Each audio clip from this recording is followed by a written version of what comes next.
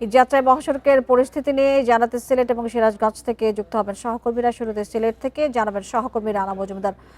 রানা, জানাবেন কি পরিস্থিতি এই যাত্রায়? আপনার কাছে কি তথ্য রয়েছে এই প্রসঙ্গে? কোনো ধরনের ভোগান্তি এবং যাত্রী চলাচল, বাস পরিবহন সার্বিকভাবে কতটা আসলে সমন্বয় চোখে পড়ছে?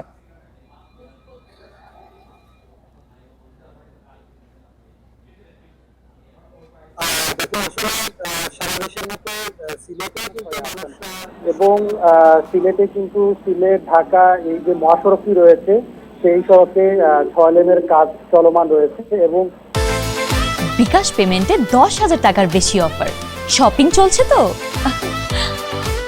এই 6 লেনের কাজ চলমান থাকার কারণে কিন্তু রাস্তা অনেকটা সরু হয়ে গেছে এবং রাস্তার বিভিন্ন জায়গায় কিন্তু গর্তে তৈরি হয়েছে। পাশাপাশি যে সংস্কার কাজ যেগুলো চলছে, মেরামতের যে কাজগুলো চলছে, এগুলোর কারণে আসলে নানা ধরনের ভোগান্তি কিন্তু পোহাতে হচ্ছে যারা এখানকার যাত্রী রয়েছেন, চালক রয়েছেন তাদেরকে। আমরা কথা বলছিলাম যারা এখানকার এই রোড দিয়ে যারা যাতায়াত করেন সে সকল যাত্রীদের সাথে। তো তারা বলছেন যে এই যে সড়কের কাজ সেটি আসলে অনেকটাই ধীর গতিতে চলার কারণে বেশ ভোগান্তি পোহাতে হচ্ছে তাদেরকে। এবং তারা বলছেন আগে ঢাকায় যেতে 6 থেকে 6.5 ঘন্টা সময় লাগলেও এখন ক্ষেত্র বিশেষে সেই ঢাকায় যেতে তাদের 15 থেকে 18 ঘন্টাও সময় লাগছে কোনো ক্ষেত্রে।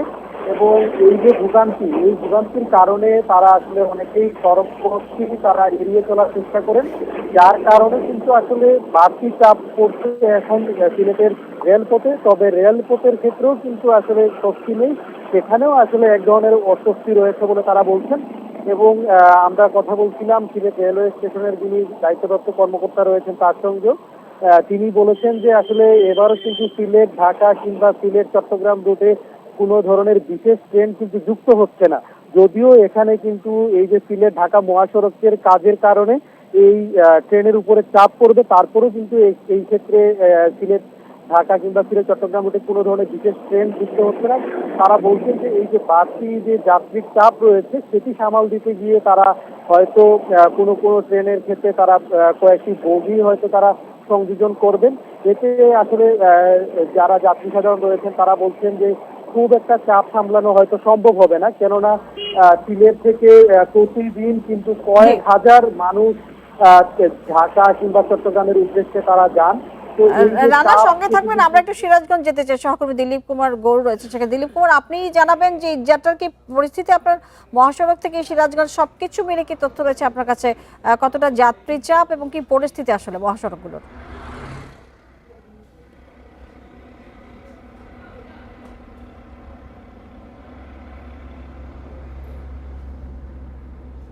আমি এখন দাঁড়িয়ে আছি যমুনা সেতু পশ্চিম সংযোগ সড়কের কড্ডামোড় এলাকায়।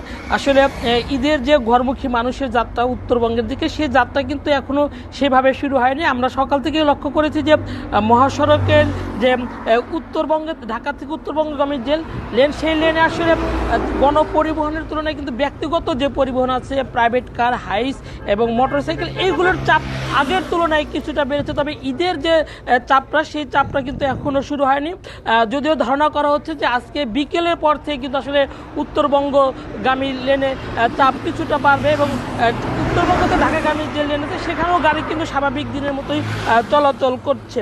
তো আসলে মূলত সিরাজগঞ্জের যমুনা সেতু পশ্চিম গোল চত্বর থেকে একদম চান্দাইকোনা পর্যন্ত সিরাজগঞ্জের যে মহাসড়কের অংশটি রয়েছে, সেখানে কিন্তু মহাসড়ক 7 প্রকল্পের অধীনে 4 লেন উন্নত করা হয়েছে। পাশাপাশি ধীরগতির যান চলাচলের জন্য আলাদা লেন করা হয়েছে, যে কারণে কিন্তু আসলে সড়কে তেমন যানজটের সৃষ্টি হচ্ছে না।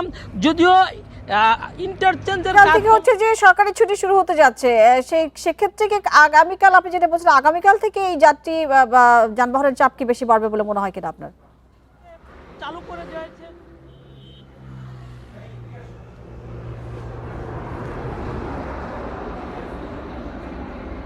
হ্যাঁ, অবশ্যই আজকে রাতের থেকেই কিন্তু আসলে যানবাহনের যে চাপ, সেই চাপটি বাড়বে এবং আগামীকাল থেকে এই মহাসড়কে কিন্তু স্বাভাবিক দিনের তুলনায় 2 থেকে 3 গুণ পরিবহন আসবে বলে আমাদেরকে হাইওয়ে পুলিশের পক্ষ থেকে জানানো হয়েছে। এবং এই সড়কের নিরাপত্তায় কিন্তু হাইওয়ে পুলিশ এবং জেলা পুলিশ, আইনশৃঙ্খলা বাহিনী, পাশাপাশি 7 প্রকল্পের স্বেচ্ছাসেবকরা কিন্তু কাজ করছে যাতে মহাসড়কে কোথাও যানজটের সৃষ্টি না হয়।